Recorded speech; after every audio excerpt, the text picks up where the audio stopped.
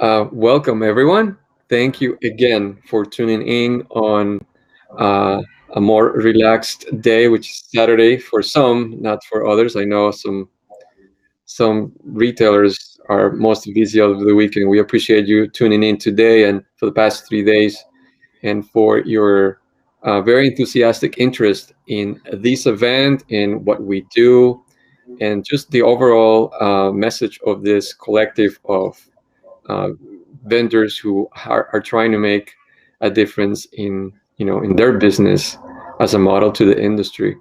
I'm super delighted to be connected today with Hewan Zewdi from Agiri. Yes. Just learning to pronounce it correctly. Um, for everyone who will see this video later or who wasn't able to join before, Hewan is joining us directly from Ethiopia. She is the owner of Agir Treasures, and well, I'll let her introduce herself, and then we'll switch it over to me. All right. Welcome everybody. Thank you for joining us and take the time and effort to join our virtual Tucson 2021. We're all excited at least to have a means of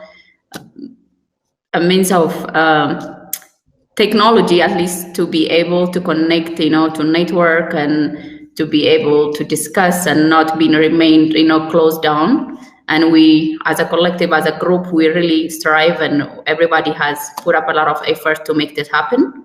And thank you for attending, and we're glad you guys are here, and hopefully it's going to grow, and we're going to continue doing this until the actual show open, hopefully next year, maybe. If it's not, we're going to be having a lot of this one coming up throughout the year. And thank you for joining us. So currently I am in Ethiopia. My business is based in Seattle, Washington, Glenwood, Washington State. I've been there for so many years, and now I've been here in Ethiopia the past 3 months. I'm in the ground. So I have a background of gemology and work experience in retail. In the industry, I've been the past 14 years before I start the gem trade. Including the gem trade. So the past five years has been really the most exciting part of my gem trade experience. I have joined ethical gem suppliers, and I have been on with responsible gem sourcing conferences, which is really inspiring me and really bring me into to go on a full gear, come to Ethiopia, share my experience, and support the artisanal miners, and to really bring the resource into a right way into the market. So yes. I've been here now for a while. I get a chance to see more of the resources, which this is my native home country, but I haven't had this opportunity as I was young and growing. I learned a lot of things in the States, doing the trade and working. And now in the past 3 years, it was been responsible sorting, ethical supply, and fair trade has been really magnified in the industry. And I have worked with all the group we have, and I learned from the other ones who has so many years of experience, and some still on the baby stage, but I'm here trying to make a difference. Excellent. I'll introduce myself very quickly before turning my first question to Hewan. I am Jay Moncada, owner of Perpetuum Jewels. We are in New York City. We are our area of expertise or specialty to the market at the wholesale level is to provide makers and jewelers, designers of with post-consumer recycled diamonds and gemstones. We are certified against 2 standards by an environmental consulting firm called SES Global Services. They produce and audit against standards for environmental responsibility. And we are the only US company that has a 6-year continued certification against those 2. Very excited to be part of the group as an alternative option when our audience shops for responsibly sourced gems. We're looking forward to the next time we can see you in person. Thanks for everyone who's joined us in the conversations. I am also being a board member and current treasurer at Ethical Metalsmiths. It's an U.S.-based organization, and it's a great environment for a serious discussion about how to improve conditions along the distribution pipeline of these beautiful materials that we work and cherish and passionately care for. I wanted to emphasize a little bit here that Hewan, who is now committed to developing very interesting projects, very with a lot of potential. She is a native of Ethiopia, and she is come back and she's ready to use her experience on many different segments of the industry, right? From retail, from manufacturing, from distribution in the US, and she's going to bring a lot of this know-how to her native country to provide, an interesting alternative or a means for improvement on a process that has a lot of room for improvement for Ethiopian source gems. So why don't you tell us a little bit more about what you have going on right now and your plans for the near future? So currently, based on the situation we are facing, which a lockdown, a color gemstone supply chain been slowing down, not moving, the market interruptions. So I decided to come here after I have done some kind of survey regarding ASM being affected by COVID, and that's what gave me the chance. I mean, like to give me the opportunity to see really deeply what they have been going through and what they're in need of. And then now, since travel restriction been putting on and jump shows being closed down, so what we're facing literally in the state and Europe and everywhere and worldwide. So I can only imagine what they're having a problem, selling like as their daily living or daily means of living, which they mine and then they sell their stones. That process has been interrupted really and been really affected by so many miners in the ground from all kind of region of Ethiopia, and to the point, and there was a restriction from the government by the COVID prevention, not to mine, not to go to mine sites. So people, their daily living, their income being interrupted. So I have found out when I was in the state, as I was doing a data research, and then June and July, and I decided, what, there are people need to be supported. We need to create a system where we can connect the miners into a whole market, even though the end market is all as well been interrupted. So I came to Ethiopia. I just took a chance pretty much, since it's lockdown. There is not much going on. I might say, what, I'm going to go down there and connect with the miners, not in person. We're doing it. We do some of it, but, still with precaution with COVID, and the government has put a lot of restriction on, wearing a mask, prevention, all those things, gathering as well. So I've been here and trying to meet up the miners where they've been affected, who are really hardly been heated, people with family, with kids, women. They have transformed their job into other labor, constructions. That's one thing still going on a lot. And the other miners has been really affected. So, and they don't know, and tourists are not coming to the country. So with Ethiopia has that another option. And in the previous years as well, most African countries have difficulty as a miners to come out and sell their stones. It's not, there is visa restrictions, there is, expenses to travel to other countries. So I know all those problems been there. And for Ethiopians, okay, they come to Tucson, they come to Denver, there is few of them exporters they come, but not the actual miners they come to.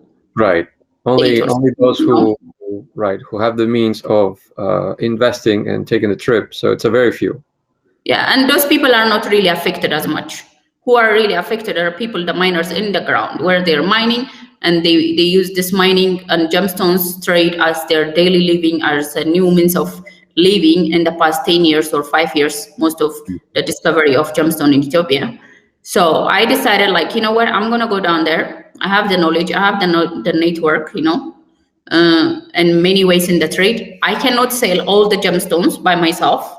I cannot buy either. So it's hard.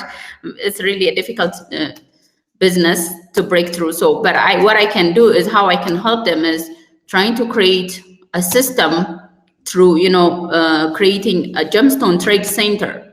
Pretty much, I think Moyo Gem has created. Right. They have done it and they're successful. That's we learn from the others, from our group as well. Yes. There is Virtue Gem right now, another one. So definitely, I'm going to be the next one, creating in Ethiopia this kind of system where we can connect ASMs to the direct buyers. Like mass production items for the manufacturers. So the artisanal miners, they can benefit more and break all the, remove all the brokers and doing it the right way where they can benefit, use their resources, selling in a fair price. And I can be the mediator, since I have the knowledge of gemology, the experience. Yes. So and I can it's important there, yes. To help out on educating them, what they know, what their resources are, the value of their resources and the market, where they can sell, what is sellable, what is not sellable. That's I'm working on that project directly with the government as well. Actually, I'm applying for an licensing. We're connecting with certain miners where they're willing. Not everybody is willing to do that. Yes. Some of them, they just want to sell their stone from their site to the brokers, and everybody's licensed, and then they can sell. But whoever willing to join us, who want to have this benefit, direct to sell to a consumer, not consumer, manufacturers, big gem dealers and factories. That's what I'm working on. And also whatever is left over is going to be sellable to outside market, the international market, low grade materials, what they can do with it. So that's a project I'm working on, creating a local jewelry making where our community, they can learn and value the gemstones and wear them as well. Teaching, working with the women jewelry makers, like simple jewelry, not really expensive, just tumble stone, they can make something with it. So just to show them those things have value, they can be used in local market, they can create a market, they can create jobs. That's another project I'm working on currently. So I took advantage. I said, let me go. I haven't been home for so many years. So I took the chance and I came, and I'm networking, working on this project currently. That's so great. I'm going to join Stuart's appreciation for your move. What a bold move. What an incredibly, brave endeavor you took, bringing your family, bringing your kids, going and start something off the ground on site, so that you can actually see.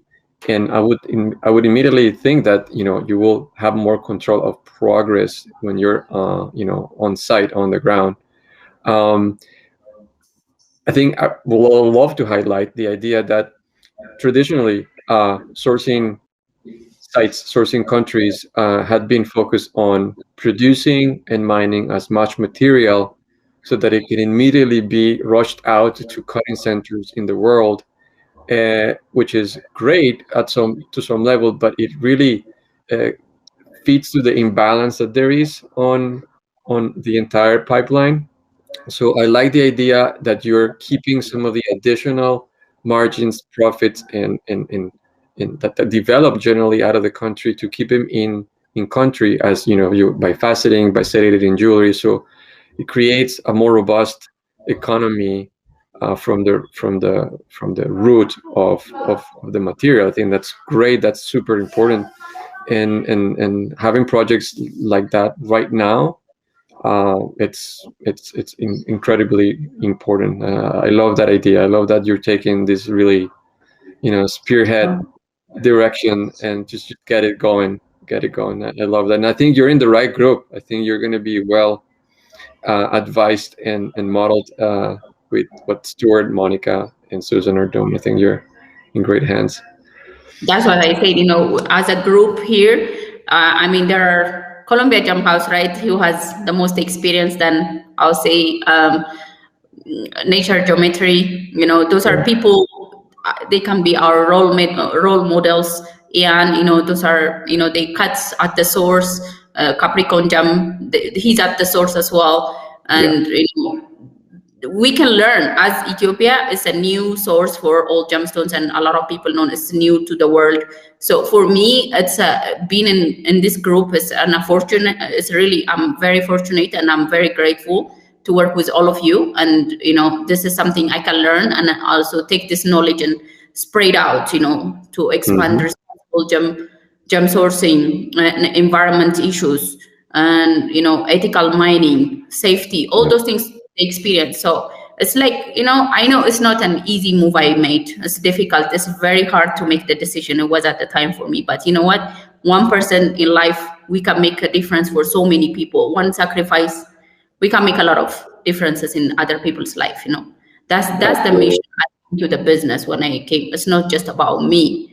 I can be in the state, buy from the dealers. There are 1,000 brokers out there. They can supply me via email, picture, but that's not the model I want to work. I want to benefit the artisanal miners. I know how hard, thanks to my education, I know how hard it is. The gems are found. They're really precious from the day it form all the way to come to our hand. I work in a retail for many years. Right. It's a long chain, so it touches so many people's life, the cutters, the exporters, the satyrs, the miners. So we really I want to be into where really the hard labor is, where is who need to be benefit, so I want to work on that kind of work and put my effort, knowledge, everything to share, to benefit others, and pretty much expand, multiply ourselves. So what we do can be another down 20, 30 years for other miners, others suppliers. We can be teaching, sharing, that's Absolutely. And I've gotten a chance to see what you had in hand a year ago. I remember falling in love with one of your opals, and I didn't jump quick enough because by the time I got back, somebody else had snatched it. But it was just the most unique, the most incredible material. And I've also learned about the incredible Ethiopian emeralds that are coming out.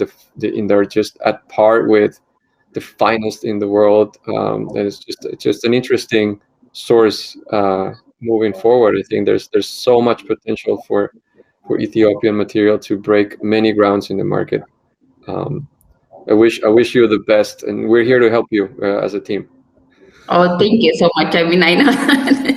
I'm glad, to be part of the group, and where everybody is doing a tremendous, amazing work, and everybody in the same mission, the same goal, and that the energy, travel around and encourage each other, and also wherever we're sourcing, and it's going to go out to the people who's going to set it up, to the designers, the buyers, the end buyers. It all has a meaning.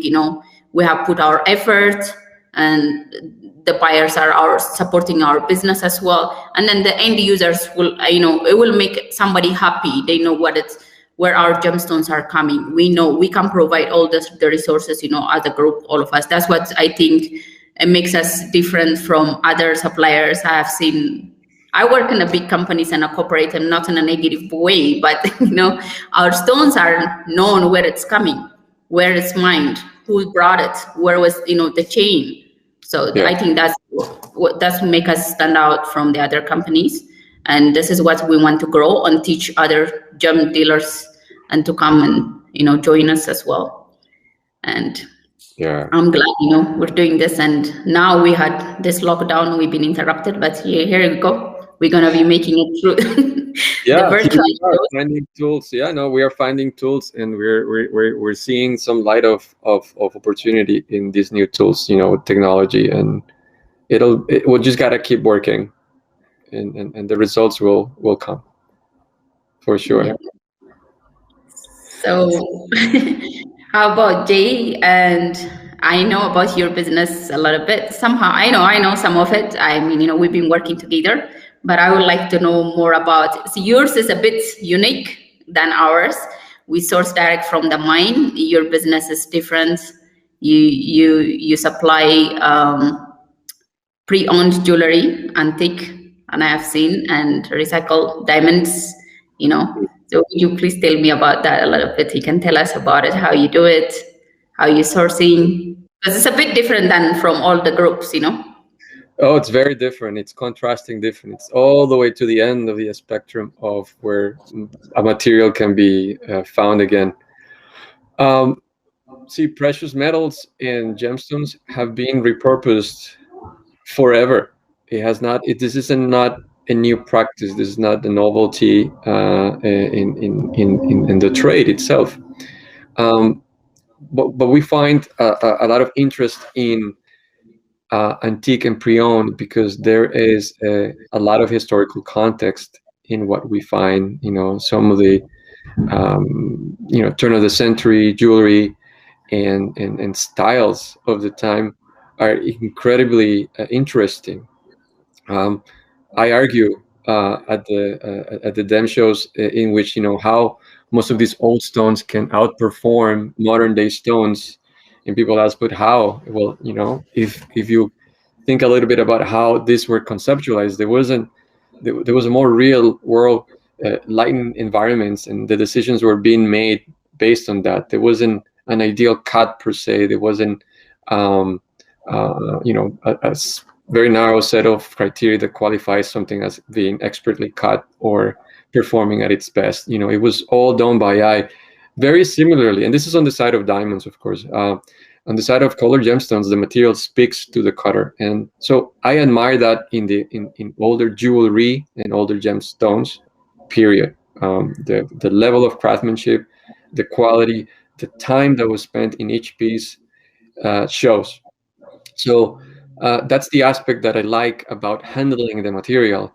And in terms of bringing a responsible option, a responsibly sourced option to the market, I find that in repurposing the stones, you can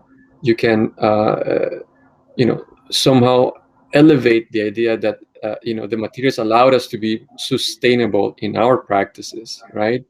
On the diamond aspect of things, you don't require a ton of material to source this old cut diamond. It's there for you to reutilize. So there's a bright environmental standpoint about it.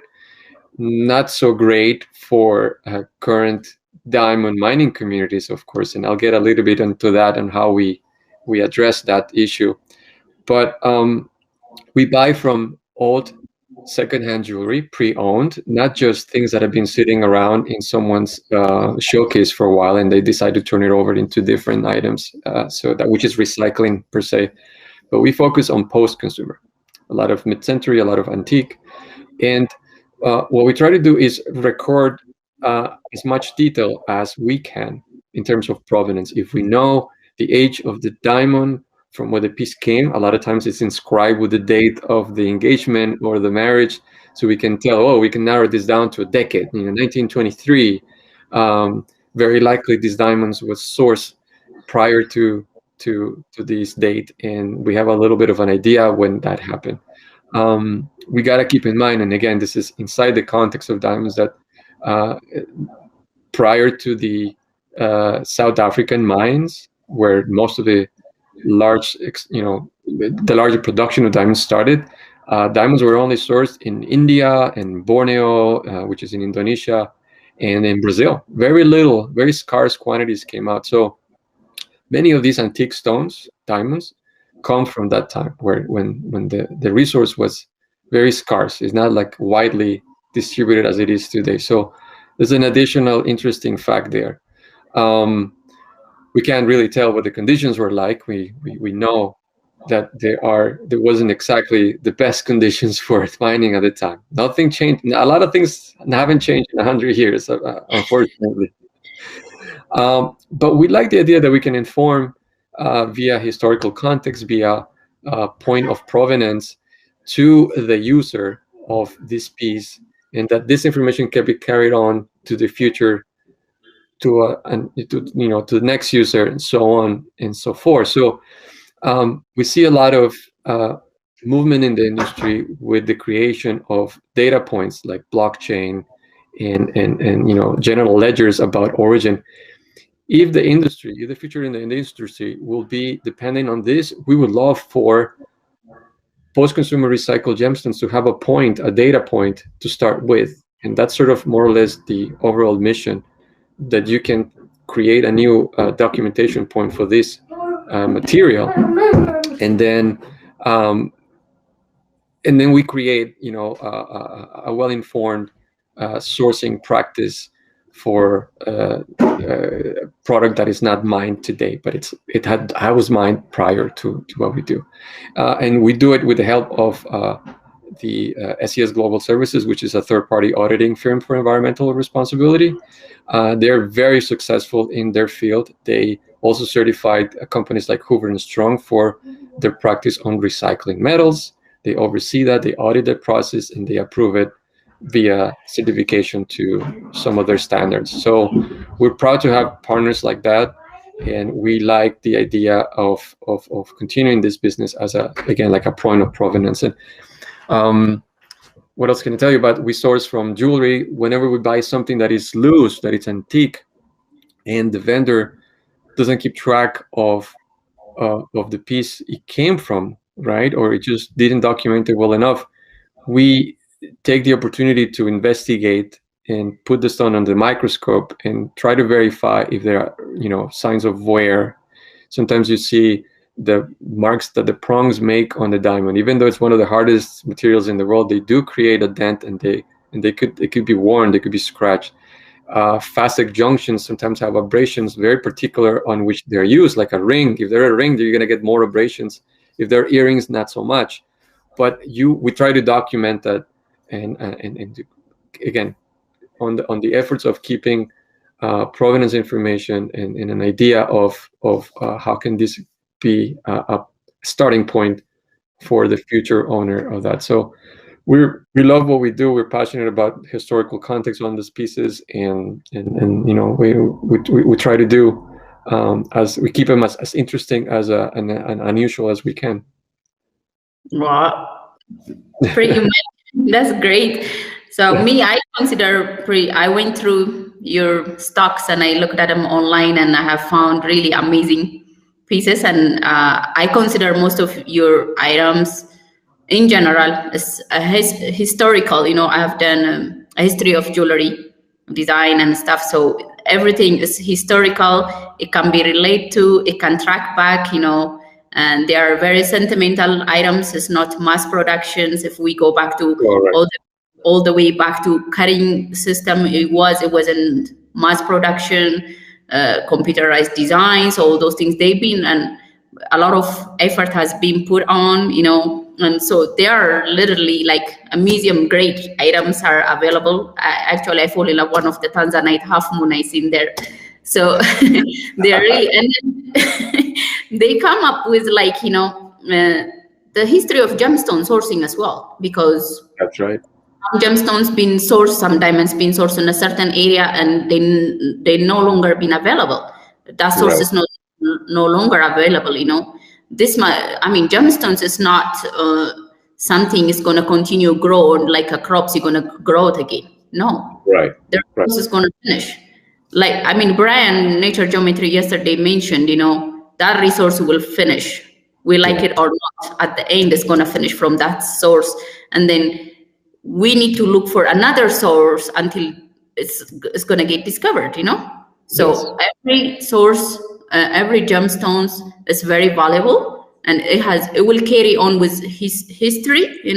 Like your pieces are like something. Some of them are being mined 100 years ago. Some jewelry is been done, by unique designers which are not live today. Those are that's how I see it, and I can see that you bringing up something sentimental to pass for a new generation. I really like them. I like some of them. Really beautiful stuff you have. Thank you. Thanks, Hewan. Yeah, that's the aim. What we aim for. We aim to impress, and I think we got it. I mean, you're letting them, locating those things, not letting them go to mass production or recycled, and keeping them as they are. I think it adds even the value more. It's That's not right. lost somewhere in metal processing or recuts diamond. The other Yeah, gemstone. So you yeah, keeping it, it adds the value. that's right. It sometimes is a race. We have to get to these pieces before they turn them into modern standard cuts, because of what people demand or they require. Hewan, I think we ran out of time. We're just a little 2 minutes. Oh, okay. I'm super happy to have this conversation with you. I'm excited that we're doing this over this platform, and you're in Ethiopia and I'm in New York, and we can have this conversation for the world. Please just join Hewan for additional information. Go check out her inventory list with Agir, and inquire more on what she's doing and get involved. I think what she's doing is remarkably important right now. Thank you, everybody, for listening in, and Thanks. come see us at the lounge. Okay. Thank you for attending. Bye. Bye.